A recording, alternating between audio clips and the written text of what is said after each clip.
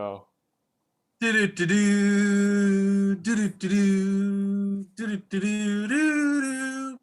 Welcome back to another episode of Able for Two, divided by two, because we're still quarantined from COVID-19.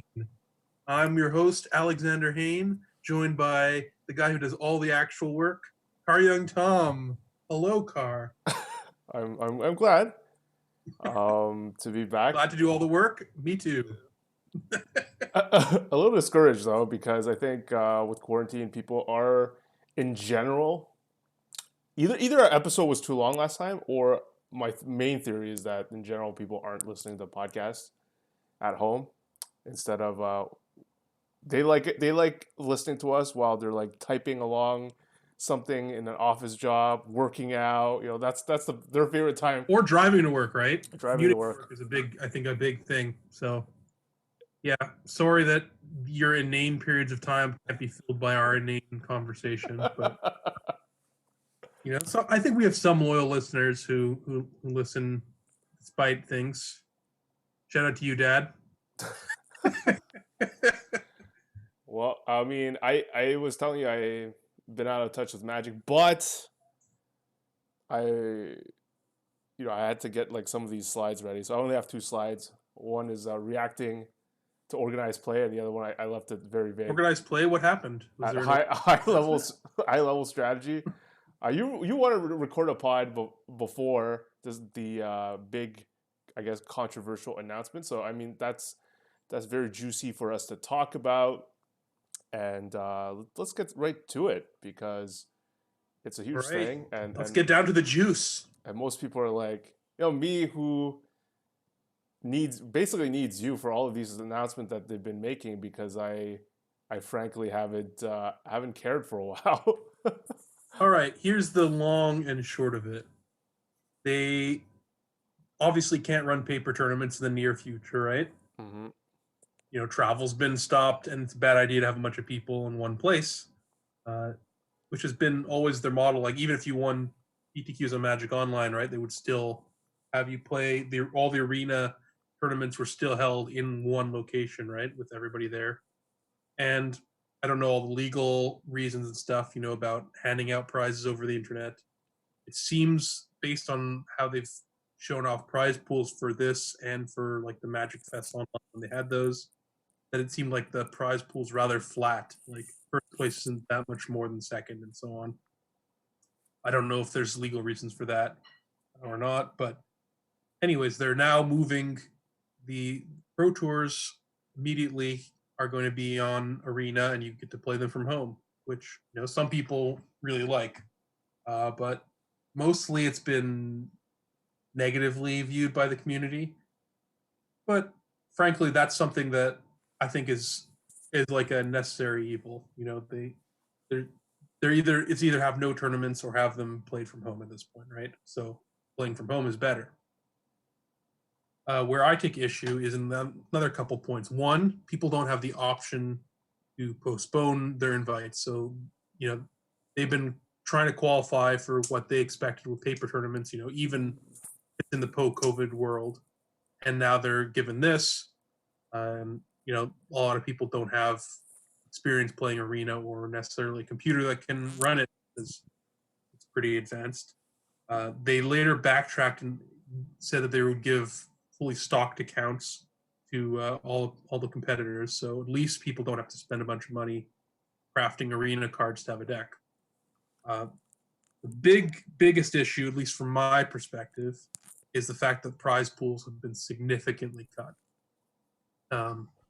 Looking at the math, these tournaments were supposed to pay out about $3.5 million, and now they're paying about $1.5 million. So basically, it looks like a cut of about $2.1 million of money promised to players in tournament prizes has evaporated, and frankly, I'm pretty outraged about that. It reminds me of the time with Pay the Pros back in, I guess it was 2016, when they just announced one day, you guys have all earned these platinum benefits already sometimes, but instead of giving you $3,000 to show up to tournaments, we're now giving you $250. And yeah, a lot of people, myself included, were very outraged with that, and they ended up backtracking on that because there was so much community pressure and the hashtag pay the pros became the trend and so on. Um, this time, it feels like there isn't maybe quite as much pressure. There's still a lot of negative feeling, but the fact is, a lot of pros, myself included, are gagged by what we can say, because if we say anything too negative, we will receive a $500 fine. So I try and keep it as real as I can. Um, but I'm pretty disappointed by a lot of these changes. I understand that in the current times, profits are down. Everybody, maybe has a bit of a tightening of the belt. But if that was what we were told, I would be more okay with that. But if there's some transparency, but instead they give us laughable corporate speak about, because everybody's playing from different countries and the number of competitors isn't known, you can't provide as much money. It's like, no, they're just cutting money. And it's clear that the like competitive Magic scene is just not a priority for them, based on if it's effectively 60% less money coming in, and that's not even counting the fact that Wizards doesn't have to pay out for all these GPs that they were originally going to run. Right, they're originally going to be paying out $10 million in prize money a year, and that looks like it's 1.5 million. So that's a lot of money that has gone into thin air, and I'm okay with shouldering some of the burden from COVID, but the fact that it's all of it, uh, right now, in Canada, if you lost your job from Corona, you get $2,000 a month. Mm-hmm. And I'm currently, with the way these prizes are and changes, I'm actually making less money being a Magic Pro than I would if I had literally no job whatsoever. And that feels pretty unacceptable to me. But what has so they you knew sort of like the price structure beforehand, and then they showed you the new one for the upcoming yeah, PTs. I mean, they announced all this stuff. They budgeted it. They promised it, and now they've reneged on all their promises. Right? Like now, people have won Pro Tour. You can see behind me, if you're watching the video here, I have a check for $40,000 Mm-hmm. winning a Pro Tour back in 2012. And Magic's grown by leaps and bounds. Now you should be winning larger amounts, right, for winning tournaments. Well, guess what? If you win the upcoming Pro Tour, which also provides no points, so there's no way you can leverage that to getting a spot in the MPL or Rivals or anything like that, you get $8,000. Eight. So like a couple years ago, you win a GP and you get $10,000. Now you can win a Pro Tour and you get eight. The Arena Invitationals last year, if you earned last place from getting invited to them, whether it was from qualifying, from being a member of the MPL, or just for being a community member that Wizards wanted to gift an invite to for your contributions, you got $7,500. Only $500 less than if you actually win a Pro Tour under this new circumstance.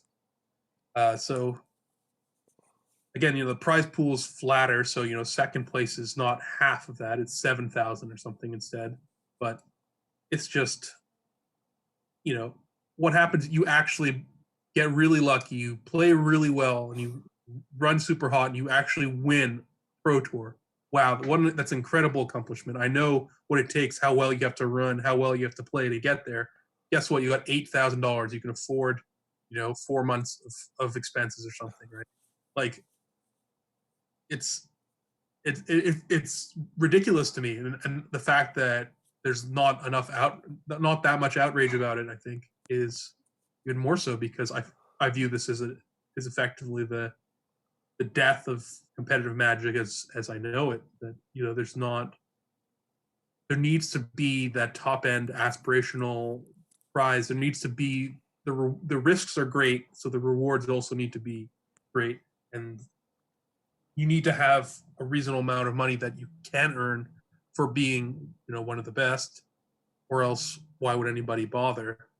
And I've talking to a lot of pros and semi-pros and other people, and it seems like a lot of people are thinking this is it. This is the death knell that they're going to quit. That competitive Magic just isn't something that you can do as a job. If it's your casual or semi casual outlet, then that's fine, and that's why there's not that much outrage, because for those people, sure, they've lost some money, but it's not a life changing thing, right? Right. So, I always thought it was cool when you won and like 40K felt like basically, and to me, an average person's like full-time job for the year. So that was like just kind of neat just to visualize yeah, that. it was like winning an average yearly salary or whatever, and then you get other benefits and you could continue playing. Now what happens? You win one of these tournaments, and you're qualified for the next one. You have $8,000. That's if you win. The amount of money you will pour in to try and qualify for these things is outrageous. And 2 days ago or whatever, Wizards is still running Magic the Gathering online ETQs, with $50 entry a pop or whatever, taking in $500,000 in entry fees or whatever for some of these things, and knowing that this is the tournament that they're offering as a prize. And I found that irresponsible at best. So they said one of the reasons, according to you, is like they can't predict how many people are there. Is it because post COVID-19 they like you said they started all these added all these different qualifiers and ways to qualify like MTGO? Well, I think actually without paper qualifiers, right? There's less. There are fewer qualifiers. There's few, what There's right. Even though there's more on Magic Online now, there just aren't any in person, right? The store, as someone who works at a store, I'm sure the store local qualifiers and stuff aren't happening right now. right, but they're using that as one of the reasons to change the structure that they don't know how many people will get there or play there. Yeah, I mean, here, let me find their exact wording. They have in their FAQ, why was the prize money reduced from the $750,000 originally advertised for the Invitational? Ensuring we can include as many competitors as possible, many playing from different regions globally, required us to reassess all our event details, including prizes. These changes enable us to add the additional 2020 season grand finals as an exclusive event for top finishing players from the Players Tour Finals and Mythic Invitational. Yeah, I see that puzzle look on your face. That's how it should be looking, because it makes no sense. What's this? Are they adding this grand finals thing? Is that what they're saying? Well, they're having a new tournament, but it's not.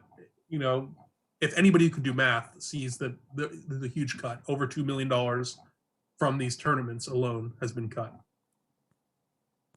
Right? It turns out that two tournaments that each paid out $750,000 being replaced by a tournament that pays out $250,000 is a decrease. Not to mention that more people are qualifying, and some people had already guaranteed a qualification. They were expecting a minimum payout of $4,000. Now they can get a maximum payout of $8,000 and a minimum payout of, so it's a huge change. And people obviously save money on having to book travel, but it's just a broken promise, and without a reasonable explanation, and it feels like we're being treated like idiots. If they come out and say, "Look, this is a temporary measure. We've lost a lot of money from Corona. We need to cut back in the short term, but once this is over, prizes are going to return to normal. You can, we'll extend invitations to events for people who got screwed by this or whatever." That I'd understand. That I would be okay with. But right now it feels like they're just like, "Look, we're just doing you guys a favor, and it's out of our hands. It's the people from all over the world playing in these events, so we have to cut the prize pool." And that just doesn't make sense to me, and I don't think it makes sense to anybody really. And I'm not blind. Like, obviously they are not going to have as much sales of paper cards during this time, right? I'm sure Arena's doing better, but I'm sure paper is doing a lot worse. And that's definitely have an effect on them. I'm sure Hasbro, as the parent company, has a lot of other problems. I'm not an expert in all that. All I know is that I see my section, my job being cut by 60% at least, and being given random corporate speak for why it's happening rather than just a straight out answer. I know you and I both like the movie Moneyball, where there's the discussion where Brad Pitt explains how you fire people. It's like, look, you don't be like, oh, I'm sorry, I have to talk to you. It's like my kid just started a new school. I just bought a house here, whatever. You're just like, no, you give it to them straight. You're like, look, you're a professional. This is what's happening. Here instead it's just like, yeah, actually, because of the number of players playing from a variety of different countries, we have to cut the prize pool. I don't get it. Yeah, I definitely, now that you've explained everything, I definitely feel your pain. On many of these announcements, I feel you always mention at least how it impacts like the average casual Magic player, just to see if it makes sense from their side. And we had good friend of the show, good friend of yours, I assume, Matt Sperling, tweeted out his perspective on how he sees it as being a good thing, for possibly a good thing, like the positive sides for people that aren't using it as like as part of their income. I assume you've seen that tweet. Yes, yeah. No, I mean, his post makes a reasonable amount of sense. Frankly, if I was a more casual player, well, if you're a very casual player, probably not qualifying for these events at all. In which case, there's probably going to be less of a show, which disappoints you, but you understand things are, people who won't like to watch sports don't get to watch that right now either. But as someone who's more of a casual player, but casual competitive, who like qualifies for a couple Pro Tours every so often, and if EV, like he says in this thing, is your main objective, that's not the downside here for you. I think the prize pool cuts altogether probably do affect you less than the cost of travel you would normally pay. But of course, like he's saying, the stuff you should be that you really do miss out on is not Wizards' fault. It's Corona's fault that you don't get to have this big experience of going to an event where you get to play with paper with all these other people and connect with people and talk about like high level Magic stuff and really the experience of the Pro Tour rather than just the tournament of the Pro Tour. That makes sense. That you miss out on because of Corona, and that makes total sense to me. I think that's one of the reasons maybe why we don't see the level of outrage that Hey the Pros even had, or some other things. I think that the great loss is that as a casual player before for a Pro Tour, even though you knew it was so unlikely that you would win, the grand prize, you still had that like lottery ticket that you could win the Pro Tour, right? It has happened that complete unknowns have just come out of nowhere and won the Pro Tour. I mean, even when I won the Pro Tour, I was relatively unknown. I had a GP finals, and I was known in my local community, but in the world at large, I wasn't an established pro by any means. And that's like, you have a lottery ticket that says you can win this huge prize of money, and now you don't really have that, because even if you do manage to win, it's not that much money. So like the utility function of having $100,000 versus $8,000 is pretty different.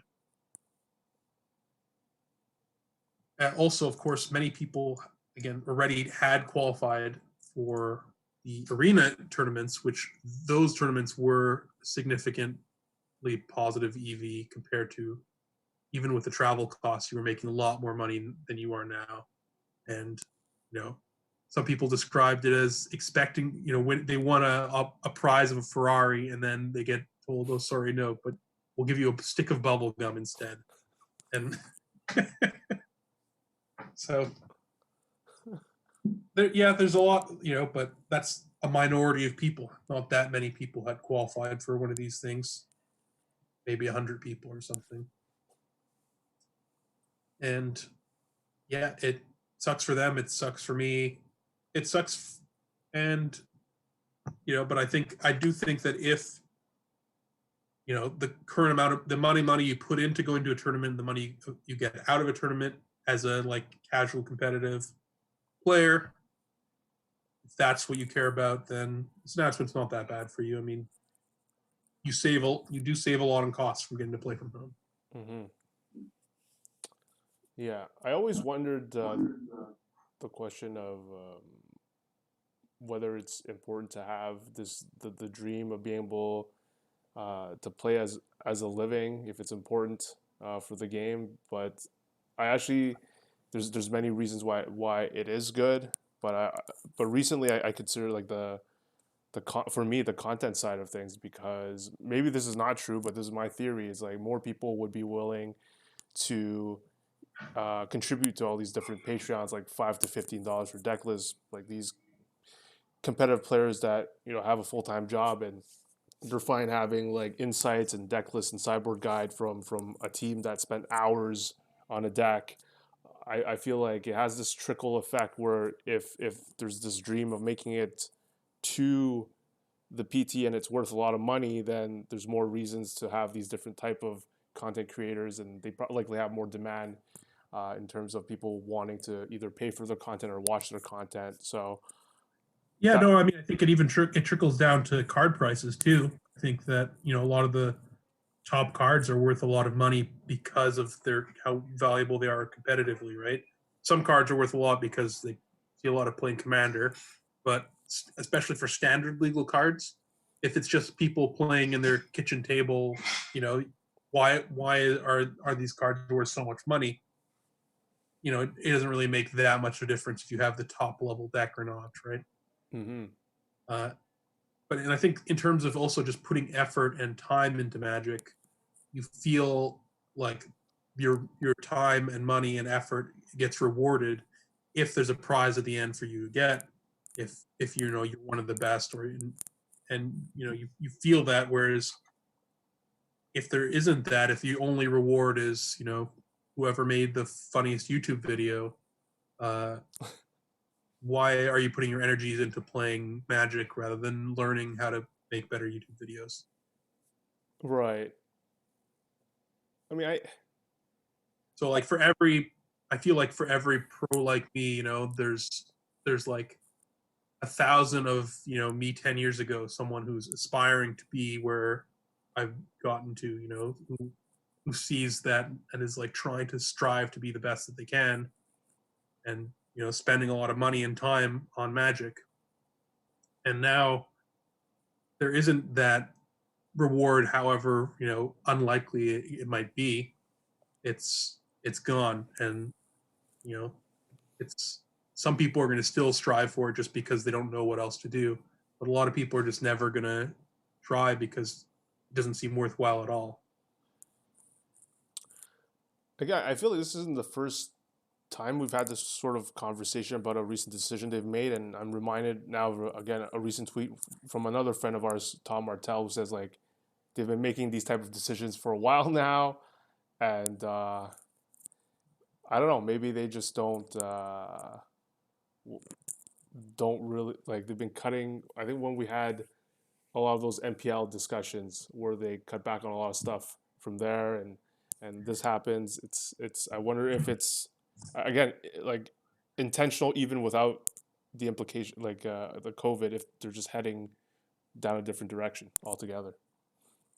Yeah, I mean, I try and see. I've been trying to look on the positive side of changes as much as possible, or at least try and be neutral and objective about things. But it's just really hard with the way all these changes have been going, and I'm starting to lose the view of the game that I've loved, the organized play system, that I got me to where I am, meet a whole bunch of my friends, to know get to become the person kind of that I am now, and it's it's just all disappearing, and I just see the ghost of what once was kind of inside the object. You know, it's like it looks the same from the outside, but the person inside is not the same. And you know, it's there's been a few things that kind of have been pushing me out of Magic in a bit, and you know, it's hard as things kind of continually feel like they get worse and worse. That you know, players like me are no longer seen. More and more products are made that this isn't for you. This is for people who like to play casually, and you know, that's the company's decision. But it's still going. You know, they're going to do what makes them the most money. I understand that, but it still makes me sad because you know it's changing a product that once was for me to something that no longer is. And even if that gives it a wider appeal, you know, they say, oh, anything that helps Magic helps everybody. Well, I don't really see it, you know, especially when prize pools get cut, even when, you know, you think, imagine after Corona and and Wizards making more money than ever. You think prize pools are going to go up, you know, proportionally? No, it's not going to happen. And yeah, I mean, it's just it. We were talking that did we get in at the best time? I mean, I think the best time was actually in the very early days of Magic. If you look at the prize pools, they haven't changed that much until very recently. There was some more money got injected in with Arena, but before that, prize pools were stagnant for like 20 years. Yeah, the invitational, like when they announced the arena invitationals, I was like, whoa, that's like super sweet if you make it in. Yeah, I mean, it's hard not to get emotional thinking of this stuff. You know, I know so many people basically put out of work from these changes. You know, uh, someone like my good friend Mike Sigrist, who really was almost guaranteed to end up being in the MPL the next year. He was qualified for the Players Tour finals. He was qualified for both of the Arena Invitationals. He had a bunch of points, and suddenly that's all gone. And those invites, you know, are basically ripped apart, and the money that he earned there is gone. And you know, he's got a couple young kids, yeah, and you know, he's got a family to support, and that money's gone. He's just been, you know, other people in Corona times have been fired too, but it's you know, it certainly doesn't seem like from some of the numbers that Wizards has been hit as hard as they've hit us. Mm-hmm. Just yeah, it's hard to stay positive about a lot of the stuff. I'm sorry if there's nothing else I can really say. Let's I guess like quickly wrap up this discussion on Magic with like, what does this still mean for you though? I assume you have something to that you're gonna play in the near future, or Yeah, I what does mean, that look like? I'm honestly not sure that I'm even going to play these Pro Tour arena tournaments, but I probably will. I mean, my there's you know get $250 just for playing, so but it's just not. It's really an online GP more than a PT, and When's the first one? I really just don't know what my future is with Magic at this point. I don't know if I'm going to really play Magic again, frankly. Um, I mean, I probably will. I still have Rivals contract. You know, if next year there's some sweet paper tournaments, I'll probably go. You know, to see some friends, make some money, but it's really hard for me to feel excited about Magic right now with all these with what's happened, and I think a lot of people feel similarly. And you know, maybe it's worth Wizards having that $2 million more than having players' trust and feelings of excitement. But on the other hand, maybe it's not. Yeah, I know certainly that also recent design decisions haven't made me particularly excited either. I've played a little bit with some of the companions in standard, and the gameplay is not my favorite. Not a mechanic that I think if I was working at Wizards that I would have okayed, but it is what it is. And again, Magic is moving in a different direction than I would choose to have it move. But does that mean that it's ultimately a worse direction? From my perspective, yes. From perspective of many other people, no. They're loving it more than ever. So Yeah. it's just I will say I've played a lot more chess recently than I have Magic. All right. No, when do you have to, like, the last question? Do you know when the first Pro Tour is? When do you have to like make? Basically in a month, I think. Okay, so then we'll know if you're gonna be up to play or not. Okay, let's get to chess now, which I've been All playing, right. and I Oh, think you've been playing? Yeah, I heard you actually defeated John Bentley 2-1 yeah, 2-1, in some games. and I've been getting you hooked on some of the chess stream, man. It's been a Yeah, big you hit. have. I've I'm now following two different chess streams, and I actually enjoy both of them. I'm not really one who watches streams that much, but I watch when my friends are streaming Magic sometimes. Particularly love going into Mike Sigris's Twitch stream and basically shilling for him for no benefit for myself, just being like, this man has children to feed, and he keeps putting out free content. Give them money, feed his children. Diapers are expensive, stuff like that, which is a little bit of an inside joke between him and me, but because obviously each subscription he gets is only like $2.50 in his pocket. It doesn't really change very much, especially when he's lost $50,000 or something in expected value from recent Wizards decisions. uh, But I don't. but yeah, I wanted chess to is ask chess is you if, like, when you first started streaming or getting into Twitch, if you thought if chess could ever make it. In my eyes, my original impression was it wouldn't, because at that time I was visualizing, these 2 hours for 40 moves type tournaments. I'm like, no one's going to watch that shit, and no one's going to watch like the typical joke that people make in different like sitcoms or commercials, like two old guys like crouched over a board and just like taking like an hour for a move. No one's gonna watch oh yeah. that. Well, So that's one of the stereotypes of chess, right? I mean, I remember often and walk through like remember we would often record in oh, shopping near my house, and there was like these two old guys just playing chess there. yeah. Whenever I see that, I always just want to do the classic thing from a movie where like a guy walks up, just looks at the board, and then moves one piece, and then the other guy just looks over, stares at it, and they both stare, and it's like checkmate or whatever, Obviously, that never happens, but I do often go and see. I try and always look if I see some people playing chess in public and look at the position, and usually from the position and tell how good they are. A lot of the time, positions just a spy can tell they're both just rank amateurs. No offense.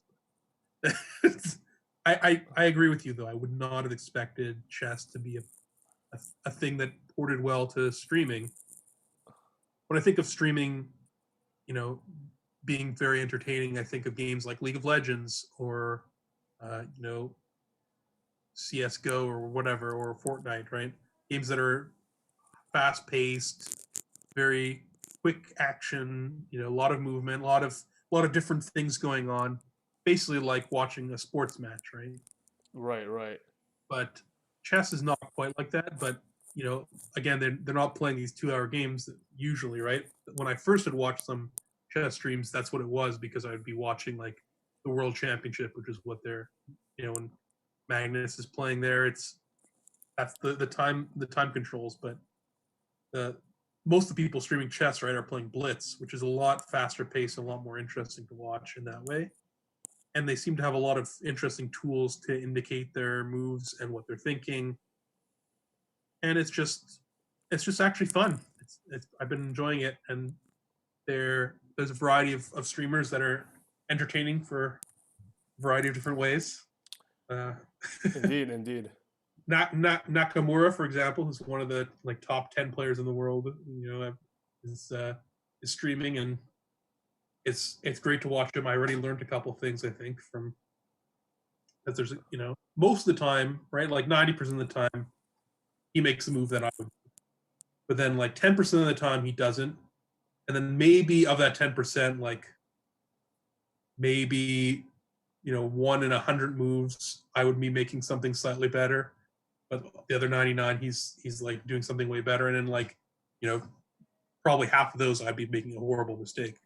The others he's just making but like the ones that are really interesting are where he makes some move that I just like blown away because I didn't even consider that as like a plan, or the fact that he's setting things up for later with just so that like all things otherwise being equal, he'll have like his pawns further up the board so he can win a race later on and stuff. And just it's really cool like to see how he maneuvers things around. And yeah, I mean, I'm rediscovering my love of chess a little bit. Partly thanks to you. But I think even though, you still haven't battled me in a match of chess. I mean, it's pointless when we're 1,000 rating apart at this point. But it's because we've always praised League as being easier to follow than Magic, and then chess with chess.com, and I think different sites probably have this, like being able to right click and drag arrows or highlight certain squares has made, and I think that's why Hikaru Nakamura has able to master that, because he's able to merge the explanation under a fast time control. He's so good, even if he's playing someone that's only like 200 rating, like within his rating range, he's still able to beat them while explaining his moves in a like fast-paced, entertaining game, and it just like and interacting with chat too. Yeah. He interacts with chat. It's great. He looks at chat. He's like he looks at the board. He's like, yeah, chat. No, that's a good point, or whatever. or like, oh, chat saying I have too much of a mustache. I should shave. Like, yeah, I've been enjoying it. So that and BotezLive, I think my two favorite chess channels to watch. Yeah, same here. But shout outs to Chess Bra. No, just because I love the name so much. I think Chess Bra seems okay. Shout outs to not as entertaining. And at least the older Botez girl was originally from Canada, so a lot of Canadian superpowers. I think all three of the women who stream on that are at least were from Canada at some point. I think one still lives in Canada. I think it's pretty sweet again. And Eric Hansen, who is one of the Chess Bra guys, he's like the last I checked, I remember he was like the third highest ranked rated Canadian player, like grandmaster, and it's pretty sick. Like the top rated guy is like some older gentleman that was originally gentleman. I like it. Older gentleman that came from Russia or something, and he's like the highest rated guy. And he recently won like I think last year I read he won like some Canadian Open as well. So I'm still a lot of like Canadian chess power is all I wanted to say. On Twitch at least, yeah. yeah, on Twitch on Twitch specifically. But like I just like I've seen a guy that used to play in the chess and math tournaments, Omin Malik, and saw him streaming the other day. I'm like, I had these like flashbacks of like I haven't seen that guy in maybe 20 plus years, and to see him be a national master who recently won, like last year, apparently he won the Alberta Open Championship. It's kind of cool to see that some people that I haven't seen in a while still excel. And then when I posted, I way back time machine rating list and tweeted like top 10, top 25 rating lists that we were both on, and then other people were recognizing, like our friend Justin Richardson said he knew a lot of people on the list, on your list specifically, that were close to your name. and some of them, I don't know, went on in different paths. Some of them are still chess gods, but others moved in a different path. Some became Magic players as well. Cool to see. Yeah, I mean, I wonder if the fact that in Quebec, where we both live, that in like grade 2, I remember we'd be taught chess right in school. There was a lot of that, and that made people more interested in that type of thing. Because I definitely found a fairly big overlap between like the chess players and the Magic players in the community. That a lot of people, often I would encounter people either in chess tournaments that I knew from Magic tournaments or vice versa. But it makes sense. There's a certain overlap in skills, uh, and I guess there's also like the poker side of Magic as well. That there's some overlap there too, right? We both know some people who play poker and Magic, Yeah, yeah, like our friend Robert Bubba Scoopy. yeah. Him. It was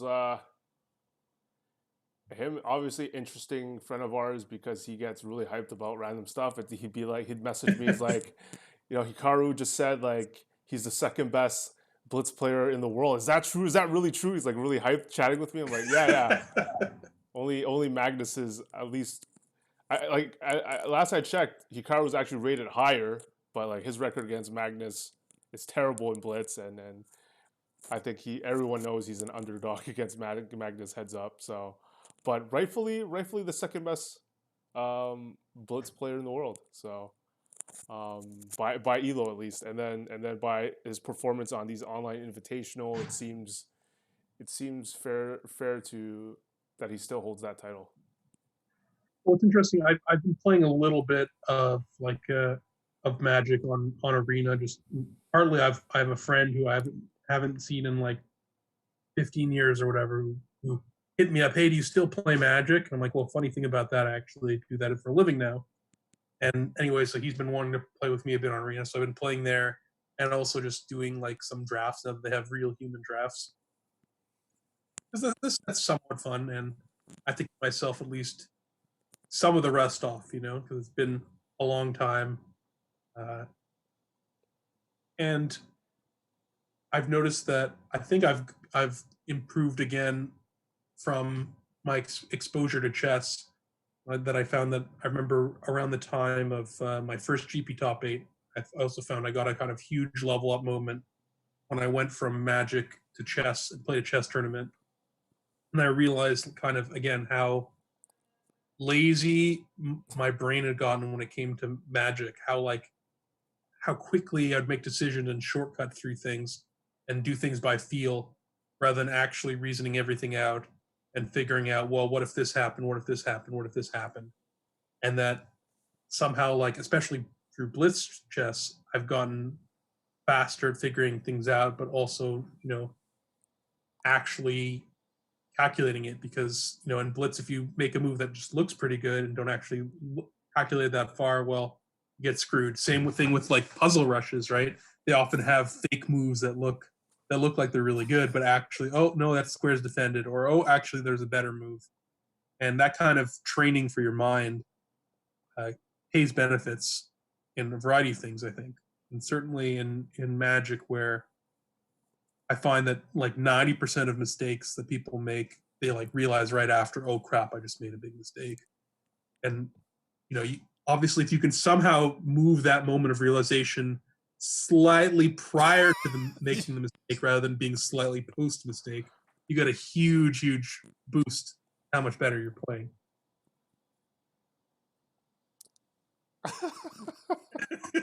I think we should stream. You should. Well, actually, I hate this. I hate when I went on a rant with Jay Rich where like I'm tired of this whole like chat with like friends. Either they're into the gaming industry or not. They're just like it comes up in any conversation. Like, oh, you should stream that. You should stream this. You should stream that. It's like why? Like no one's. There might not be an audience, but I'd like to see. I hate what. Oh, I especially hate when people say, "Oh, you should stream this," or anybody can stream this and make a lot of money. It's like, no, it's not that easy. Like, look, I already have like a bit of a leg up, and I did it pretty intensely for a month, and I made some money, but it's just not. It's not a particularly lucrative source of employment for anybody but like the top people. And like it's like Mexi tells me like, oh, you should stream Legends of Runeterra. It's like I'm like, but why? Like there's really no upside for me to do that. No one's gonna watch me. So, Well, but you have to talk when you're streaming is the thing. yeah, I I'd People who want only listen to our show here actually might think that you talk a lot of the time, but actually, silent killer. maybe not stream publicly, but I would watch a video of you attempting to get more than 30, more than 29 at 3 minute rush just to see how long it takes you to finally get there. I would personally watch that, but I've only started like the last few days since you told me that you 3 minutes, and then you're like, "Oh, I can never get close to your record of 29." I'm like, "Oh, well, let me try." And then immediately, my like second time ever doing it or whatever, I got 27. I'm like, "Here you go."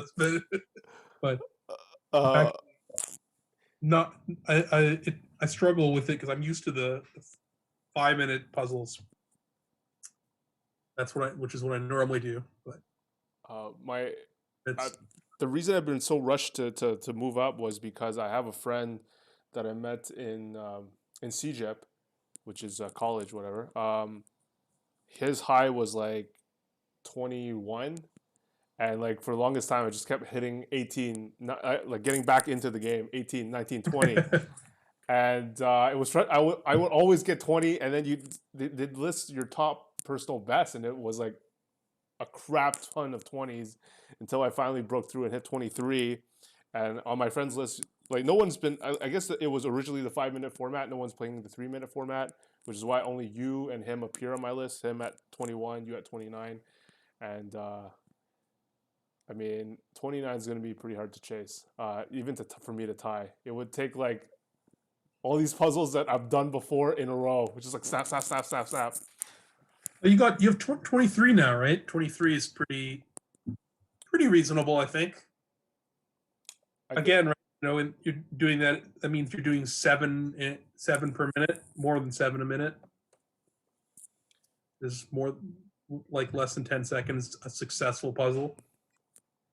still still tough. I think there's two main things I wanted to touch upon on this high level strategy segment, which is well you brought up one point already about just like how we can mix it into the other games. The first one is, I guess, the reason why people tell you to play a lot of tactics or do a lot of puzzles in chess, because it's sort of like without one of the concepts we previously had mentioned, where um, you want to play someone a bit better than you, because if someone is a lot better than you and uses like too high level concepts to beat you, you might not be able to learn from it. And here, in the same way in chess, if you make like if you all you do is like lose a piece early, and that's how you end up losing the game, then you're not going to be able to learn or to apply strategic lessons, because you never get there. You lose a piece and you're already behind, and you lose the game. So it's hard for you to build on top of that if you have such a huge leak in your game. And I mean that also reminds me of, for some reason, some correlation to me in some magic scenario where I guess in chess sometimes you're more, maybe people learn more just by doing tactics. There's a guy who I guess was my age, was a controversial figure in the chess world because he wrote a book about how he went from like I guess a 1200 or player to 2000 rating simply by purely doing tactics, like an insane and healthy amount, going through infinite tactic sets. But that was enough to propel him to 2000, and he quit the game after because he didn't want to study end games and all that other stuff that he felt he would needed to do to proceed to reach a new ceiling. And he was controversial because he got all these students to try to follow his methods. Some had moderate success, some ultimately failed. chess instructors want people to learn more than just like infinite tactics puzzles. Thinks the game is more than that. But I think about him. But he did bring, like, people did agree that tactics was super valuable, and maybe in chess you get more punished for it directly than in Magic. I have this new theory, which is why it's sometimes harder to improve, or because people don't take it seriously enough. Like, I'm talking about like typical pre-release situation where a guy forgets to attack for multiple turns, right? And even if it's just like one damage, but I have no blockers, and they don't, it doesn't seep into their brain that, because it'll be the same type of guy. I'll see him at the next pre-release. We'll have the same type of game. We'll have a 2-2. I have nothing, and he'll be like, play a 3-3 pass. It's like, okay, again, he forgets. And I don't know, maybe in chess, like, you get forked and you're like, oh shit, like right away, and you want to avoid that feeling forever. I don't Yeah, know. well, there's a bunch of things. I mean, first of all, learning tactics, like obviously tactics without strategy is very limited, right? But at low levels of chess, most people don't understand the strategy that well anyways. So, you're competing on the strategy axis, you're about the same. And then the tactics axis, you're way ahead of them, so you're going to surpass them. But also, if you just keep doing a lot of tactics, you kind of train your brain to recognize not only these patterns, but also just to see these possibilities that pieces have, and combinations that can happen. And I think that's like one of the big things, like the crossover between games, is I find it very beneficial both to my chess game when I haven't played a while and I've like been doing Magic, and vice versa, because both kind of, especially Magic, I think rewards you for thinking differently, for being able to come come and approach things from different angles. Uh, and that if you're stuck in kind of a rut of thinking and doing things the same way, you're going to keep doing things the same way, and you're going to keep having the same results, not really learning anything. But if you try and approach things differently, that you can learn something. Like right before I won Pro Tour, right, I kind of said that I decided that I was going to just throw away everything that I thought I knew. I was going to and just rebuild my knowledge of Magic from the ground up, just reading articles on strategy and tactics, and just putting building blocks, and just basically assume that everything that I learned, everything that I believed to be true about Magic was wrong, and it worked.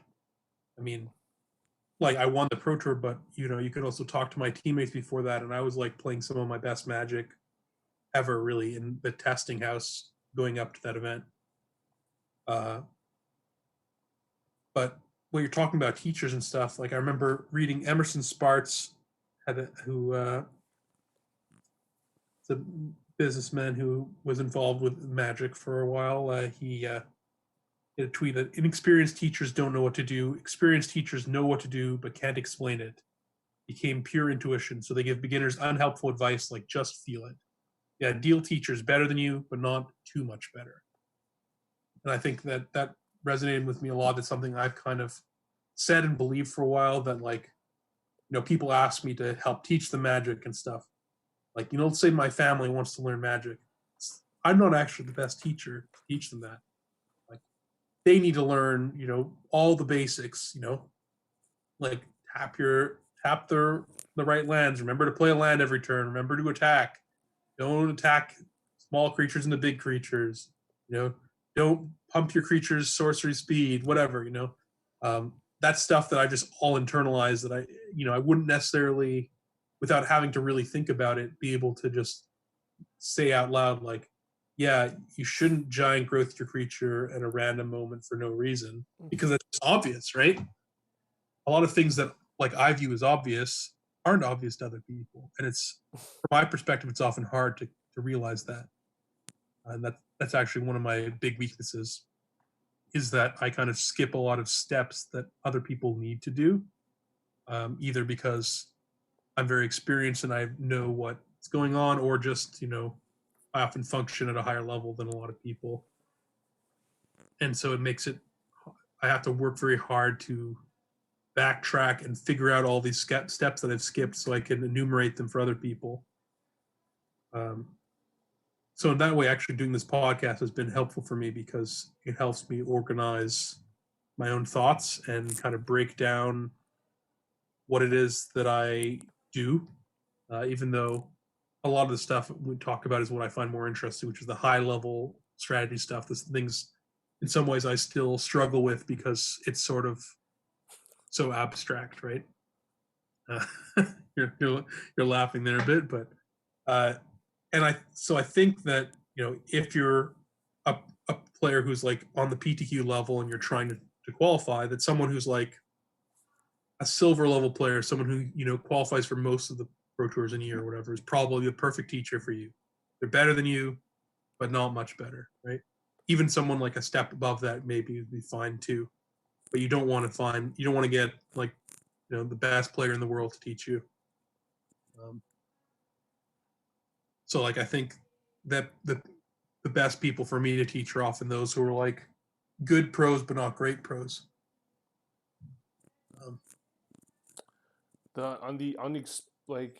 The explanation thing, communication, that reminds me of something that maybe other people have encountered in their jobs, but for me the biggest thing that has made me realize this more than ever is when I have to email one of our graphics guys to make a specific type of social media post uh, for me.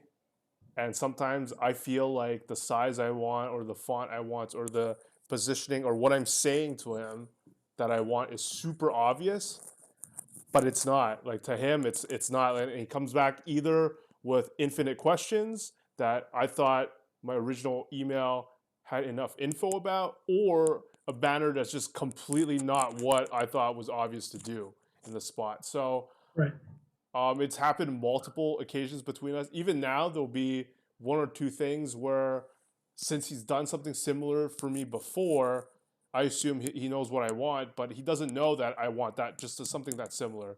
So like, I've had to realize in my emails now to him that I have to be way less lazy and really be precise and direct. And then I feel that way about sometimes maybe my manager or whatever gives me a task and they're being really vague about it, and it's tough. Yeah. It's got to ask infinite questions. Yeah, I mean, it's a lot about like it's challenging assumptions, right? You have your assumptions of what seems obvious to you, what you obviously mean, right? Mm-hmm. Assume that this is what they'll understand from what you say.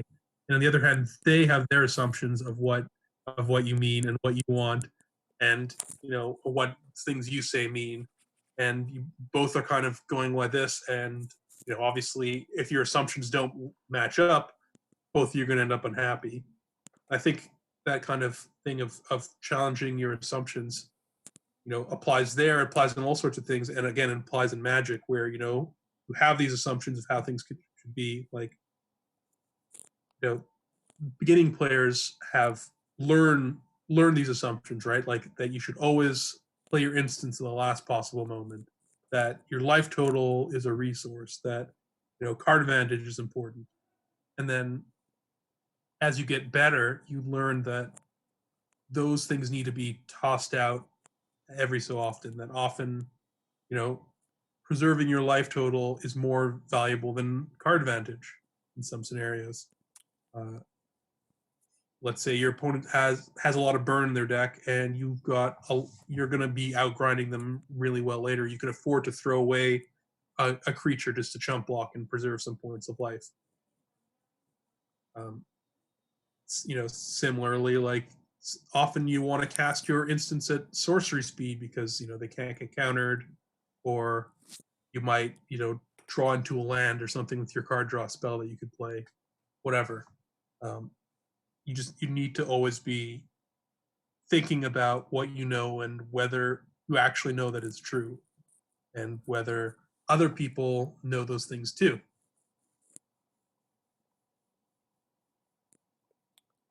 Yeah, that's that's a great way to link it back to Magic for sure. Thanks.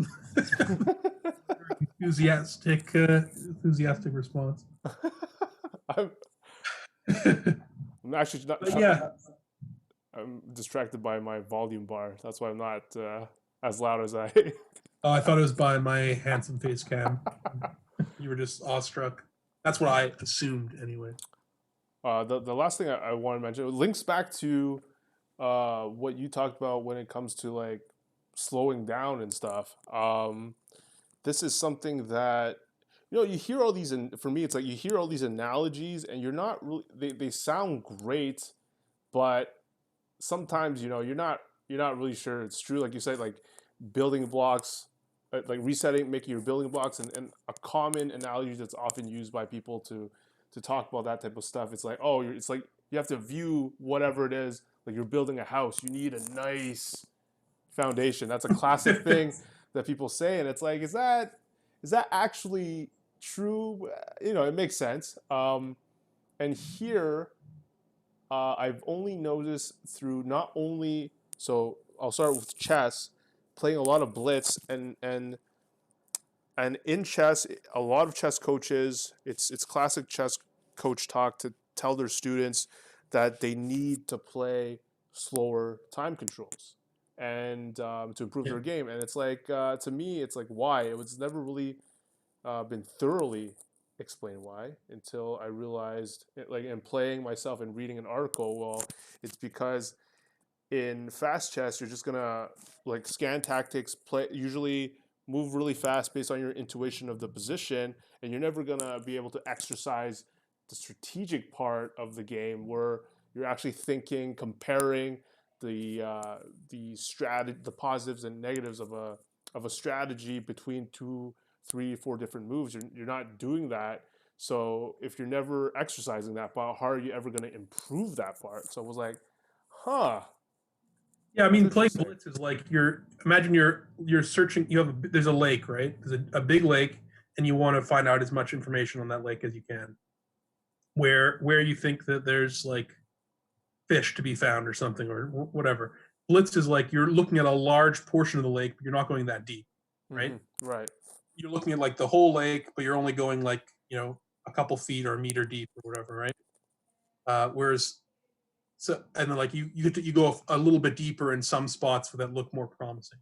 Whereas like slow chess, it's much more like you're looking at this. You're also looking really shallow amount, right? But then you also spots that are interesting. You're doing like a deep dive expedition, and then you're looking like down there, um, and so it's very different. You need a different you need a submarine for one, and the other one you need like a boat, right?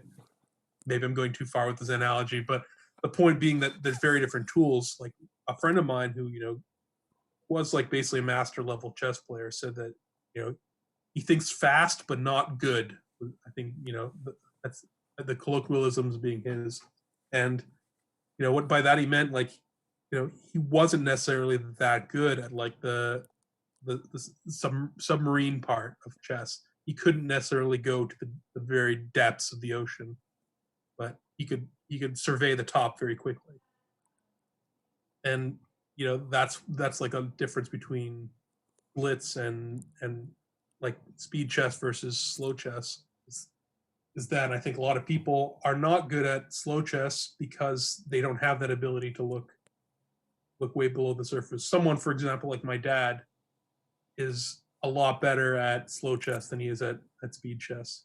What about your master? You're saying your friend that's almost a master. Was he saying that he's like basically a strong blitz player, but he sucks at classical? Well, he doesn't suck at classical. He's classical, but like Okay. again, it's always relative, right? Like Okay. for master, you view the people you play with a lot of people better than you, right? Right. So you basically he like tried to become like a GM or a grandmaster or something, but he couldn't do that because he wasn't good at going deep enough, Okay. right? Got you. Got you. Like I think a very large amount of people with enough effort could become a master at chess. I think not everybody, but I think most people probably could if they put in And you enough effort and time. and you say your dad is much better at slow than fast in his opinion. Is that what you said? I think in my opinion, I don't know if he would.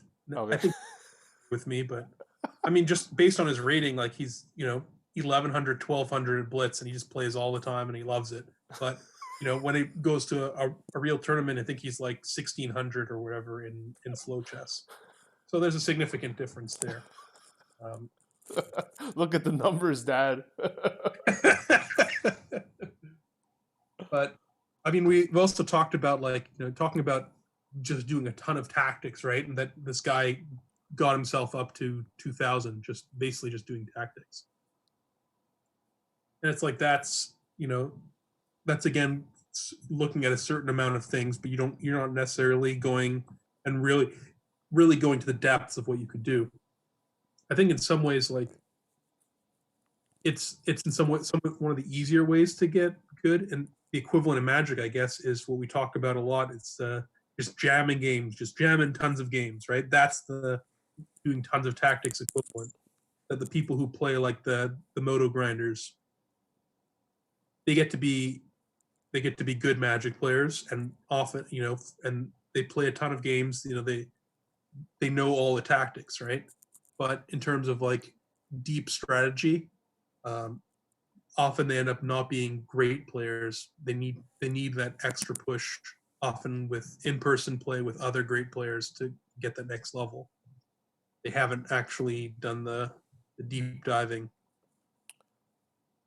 So, to me, the theory of playing, making sure you play enough slow games on I guess, like, if you're a professional or aspiring on a weekly basis, is the hope that you practice these strategic concepts enough that it seeps into your unconscious, your intuition, so that's why, like, the theory is that playing slow chess is supposed to improve your chess at all time controls.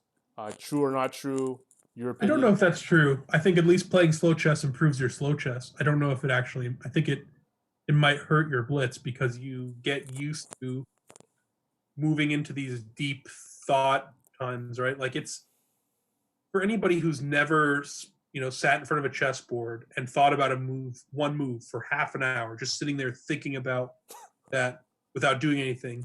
It's a challenge. It's not an easy thing to do if you've never done it. Like I know when I was a kid and I was first introduced to like adult chess with these slow time controls, I would basically just be like running out of my seat every so often, come back, stare at the board for like maybe a minute, and then just move and then run away back. Hang out with my friends. We'd all be like running around the hotel lobby or whatever. And if you see the movie Searching for Bobby Fischer, it's kind of like that, where he's just like playing with his sister while his dad's like slowly thinking and making a move. Like I literally lived that life, like with my stepdad, who would be in the in the dining room, like hover on the board, and finally make a move and be like, Alexander, and then I'd run and look, and then be like, oh, you sure you want to do that? Make a move and run away. But like, besides obviously kids' lack of attention spans and quick thinking, just also being able to think that deeply is hard, because you have to force yourself to go below the levels that you've thought before, to go deeper, right? And it gets harder and harder. Looking at a position 10 moves deep is a lot harder than looking at a position 2 moves deep, because every move there's an exponential number of potential branches, and you have to examine all of those. And then sometimes you get like 9 moves deep and you realize your move's horrible, and you have to go all the way back and find a different branch to start with. And in Blitz, you don't really do that. In Blitz, you look 2, 3, sometimes 4 moves deep, right? And you see like, okay, or you have an understanding of the strategy that allows you to intuit what the position is going to look like. If you make these exchanges, it looks like it would probably be good for you, but you don't actually do the math and calculating it, that making sure that your pawn promotes first or whatever it may be. And those are skills to learn, and practicing them is good. For me, when I learned them, I mainly learned kind of like how I learned Magic too, through tournaments, was always my best training ground, because there you're motivated to try your best, your opponent's motivated to try their best, and you're in a structured setting where you don't really have a choice about what you're doing. And sure, you fail a lot at first, but you learn, right? And then you get to the point where, hey, you're doing better and better. and eventually it's not such a foreign skill for you anymore. For me, it's been a while actually since I played a slow chess tournament, so I think I would struggle a lot. But it would probably be very good for my Magic playing actually, were I to do it. It's yeah. Your response to like whether it helps you or not is interesting because I was never that sure, and I think while watching Hikaru in one of his streams, he did mention there was a point in his life where he just played like infinite blitz, which makes sense for him to be the second best blitz player in the world, and I think at one point he was probably the best before Magnus made his ascension to the best. So yeah, it's like does slow chess actually help super fast chess? Like you said, debatable. But then it comes like it makes me think of what because like the deep dive stuff, the whole the whole unconscious competence. You've heard about that, right? Conscious We've competence talked stuff. about this on the podcast Yeah, before, I think. it's like does the slow stuff like seep it into enough to help you with your blitz? Like debatable. Yeah, I So mean, also like for instance, Magic, right? It's Magic's a very new game, and the idea of like training for it and coaching people for it is even newer, and it's very unrefined, right? It's very chaotic in some ways. There's no set guidelines, it and whereas in chess has existed a long time, and it's actually had a lot of turmoil in the last while because of computers, right? But uh, when I was getting coached, and I think a lot of people, there's a very chess training was very traditional and very conservative in a lot of ways. If you again movie Searching for Bobby Fischer, you could see he always has like the balance right between his coach who wants him to do things specifically versus like the guys in the park, who Lawrence Fishburne's character or whatever, right? Who yeah, just like play question, move out the queen, you got to put them under attack, uh, and the chess, his coach saying that those are horrible habits, and he's learning bad habits, and not to do these things. His speed chess builds bad habits, and I remember hearing stuff like that too, though often about like I'd play double blitz or bug house they would call it, and other things, and those were developing bad habits, you know. So I think that's actually wrong. I think probably exploring a larger variety of things actually helps you altogether. Though certainly, too much of anything else, then you probably would actually be negatively affected in your slow play chess. But, yeah. Speaking of strict lessons, I know like online chess coaches, some of them like they want you to join a 45-45 club, like which is 45 minutes, 45-second increment per move. So it's strict in the sense that they want you to have a healthy diet of slow yeah, games.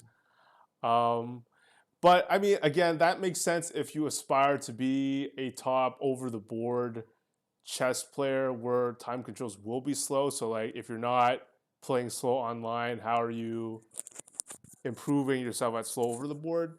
So, but if your sole goal is to be the best, like the question would be like best blitz player in the world, are those important? And I think you've made it like to me a debatable, interesting question.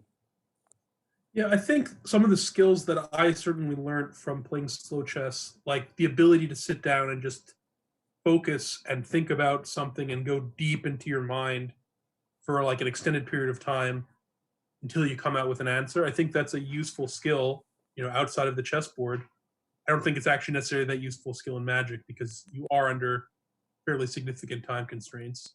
But if you can do that quickly, that's useful. But I think in general, I found my ability to focus and my ability to think deeply about things to be very useful. And I think as a child, I began exercising those muscles from playing slow chess. So one thing that I guess friend from the Twitterverse, Nikachu, famous tropical merfolk player, he tweeted out like how Why is it in poker people review their hands, chess people review their games? There's nothing like that in Magic, and not a lot of people do it, and we talk about like just now like people jamming a lot of games to improve their tactics, and I think that's one of the reasons why, because people feel or they do learn a lot from playing. Like after a game, I see a lot of average players or even elite players. They'll during a game there's some combination that either went well, went wrong, and they're like they recognize that they learned that next time that they should have taken another line. So I think people who play games, they generally feel like they're getting a lot out of it, and they are in a lot of cases. But I do wonder, back to our slow chess comparison, if someone, like, let's say, played arena, let's say this is part of their training regimen, they recorded all their games, and in game they marked the exact turn where it was a tricky strategic spot, and then make their move, later review that specific spot and take a deeper dive into it. I wonder if this routine that comes from a mix of chess and poker would be beneficial to a player. That I I think it would don't. actually. I think that probably sounds to me generally more beneficial than the amount of time spent playing more games. I think people often in Magic don't have the discipline they do in chess or poker. Uh, a lot of the time, people, Magic is mostly a game played for entertainment, whereas I think both poker and chess have a lot more of the ideals of trying to get better. And uh, in poker, there's the direct financial incentives. In chess, it's kind of much more just for the intellectual pursuit. Uh, Even though chess is a pleasurable game to play, I think a lot of people derive a good amount of the pleasure in the improvement process. Uh, so people don't do that in Magic, I think, partly for that reason. Uh, and yeah, I mean, just like I was saying, I think jamming and jamming a ton of games. If you played 500 games with your deck, it's like having memorized a whole tactics book, an openings book, or something, right? You have these pattern recognitions just built up in your brain, so you see a pattern, you just know what to do from there. Of course, if you somehow get into a situation outside of your pattern, then you're screwed. But the way with London Mulligan and companions and planeswalkers and stuff, the play patterns tend to be more and more repetitive. So I think that right now it is very beneficial to just build up that log of tactics in your brain for constructed Magic. Just kind of know, all right, I've seen this position before. This is the move that I need to make. And you know, versus like the deep dive is more useful, like figuring out the the deep ways you can think about a position, being able to solve a problem by just sitting down and thinking is a skill that might not be as useful in the short term, but long term you'll always have it. And instead of having to memorize the patterns every time, you can just approach each one individually. This is something I would certainly do if I started to become super competitive again in Magic, just to try this approach. And lastly, I wanted to with the whole autopilot thing that I wanted to mention was just like, um, I've been recording sessions of myself to again bring another game into this poker, where I play a lot of tables at the same time, and after going through the footage with a coach, realized I was making folds to really small bets that, upon review, to me just seems ridiculous. But at the time, it was clear to me I was just like autopiling the value of my hand, the board, the flop, the texture of the flop, and just like auto folding. And because I'm playing so many tables, I'm just like, I have to autopilot in a lot of spots. And his recommendation was like that maybe to either I have to slow down in each spot. Hey, it's something you mentioned. Like every decision, slow down like maybe 1 second to recognize. Okay, this Yeah, time he's betting ultra small. even with trash you have to call here is just like he's betting like one into like $1 in like a giant pot that you have to call there, or try to build your again unconscious competence by reducing the number of tables you play some amount of time, put a lot of effort into each decision, and hoping that seeps through when you play a lot of tables really fast. So again, this is again like doing something slow in the hopes of helping you in the faster structure. I guess in chess, slow and super fast there's a huge difference. So that's why I can see it's debatable whether that helps you. But here, I think it could.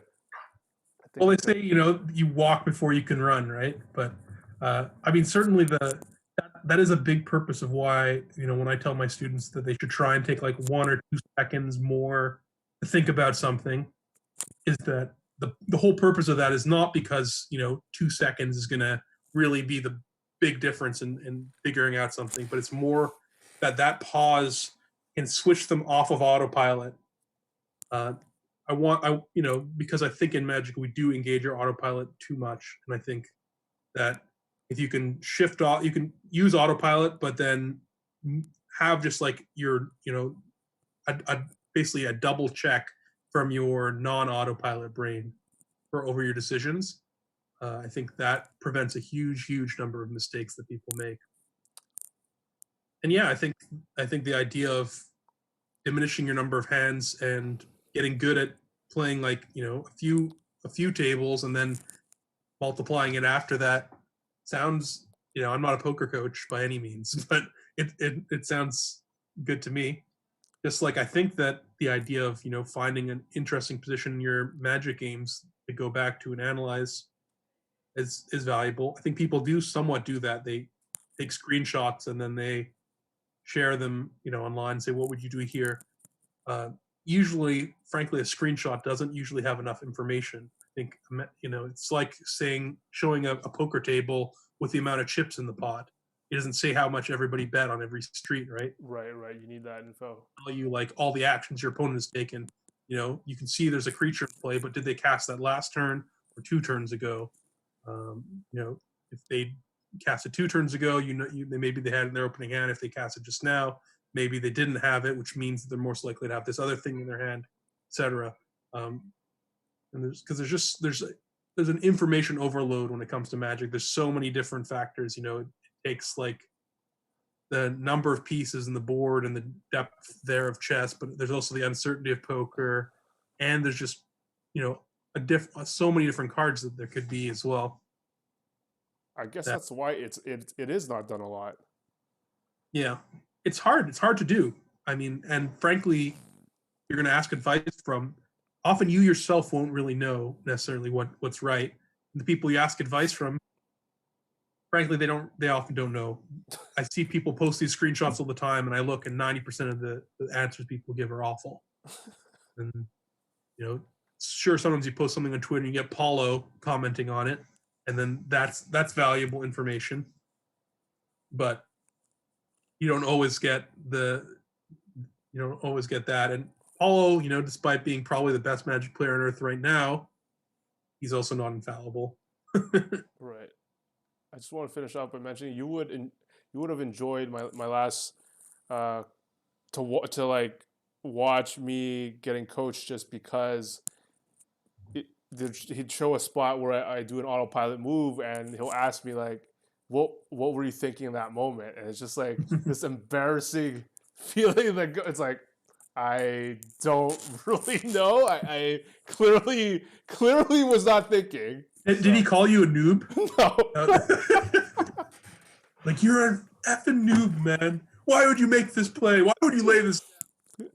and and they're just like but that opened my eyes to be like, wow, like I it's not like one of those things that you assume you make autopilot mistakes. It's like I made autopilot mistakes and I have recorded footage of me doing it, and I can go back and look at it and see that I'm doing it and be like, and really not really have an idea what I was thinking. Basically, I was probably glancing at that part of the screen, did my play, moved on to the next one. But to just see how like actual footage of that happening makes me like so much more aware of how it could happen, like in chess or in Magic. Just like, well, if it What could happen happened? Yeah, here, it does so happen. People autopilot all the time, and I've learned that often. From watching a lot of people play, Magic or chess, though mainly Magic. You can ask, "Hey, why did you do that?" And they're like, they sometimes are like, "Oh, I have no idea. Yeah, that was really dumb." Or sometimes like, "What? I never did that." I'm like, "Yes, yeah, you did." Oh, okay. Yeah. And sometimes they'll be like, "Oh, there's this reason." I'm like, "Really? Or are you giving me that reason like now? Or was that really the reason you had then?" Sometimes, people come up with a reason afterwards, even though they didn't have a reason at the time. And then sometimes people legitimately had a reason why they did that. And, they're like, "Yeah, this is what I was thinking, but it's clearly wrong because of this." It's like, realize that afterwards. And that's cool. There's nothing wrong with making mistakes. Everybody does it. The whole goal is to learn from them. There's no shame in making a mistake, even in an important match. Um, we've all done it, and you just gotta move on. The classic chess adage that you win, you teach, and you lose, and you learn. I think I've also learned a lot of to not be ashamed, because because getting back to chess, I saw these blunders Gary Kasparov was making. Like, he'd blunder either a knight or a queen sometimes, and even arguably one of the very best players of all time could screw up at chess, and make these like moves that like mistakes that I would easily make. It's just like makes me feel like you don't have to be like all perfect all the time. You know, even the very Don't best. you really don't? That we a lot of these games is this striving for perfection, but you have to also accept that you will never reach it. You're always just you're trying to get as close to the sun or the pot of gold at the end of the rainbow, but you're never going to meet that leprechaun. Indeed. All right, let's call it a show. Yeah, we'll call it though. Quick, I noticed that new update is that for these pro tours coming up, that our equity wasn't low enough. That there's now going to be last chance qualifiers for them as well, run by Channel Fireball. All right, I'm gonna jump on it. No. Yeah, maybe you too, you listening, or our young Tom, Arena Invitational, whatever. What was it called? Arena Super Cup. Arena Super Cup champion. Yeah, it's time. It's time. It's time to use your arena prowess. It's a pretty nice trophy. Got a few in the back there. You can see. That's all I got. That's all I got. All right. Thanks For for now. listening, Yeah, thanks for everyone. listening, everybody. We'll Hope talk to you. being safe, and if you can help support the show by sending us a coffee or something, that helps pay for KYT to keep the websites online, and for me to eat plenty of mapo tofu. All right, everyone. Leave comments this time if you guys actually Yes, listen. please leave some comments, or where there might not be another episode. We might. Or I change was the name. very joking with KYT that we're going to just make a new podcast called "Mates into Places." It's actually not that bad. All right. It's amazing. Ciao, everyone. Alternatively, we could move to Prague and become Oh no. mates. Oh God. All right. Bye, everyone. Peace.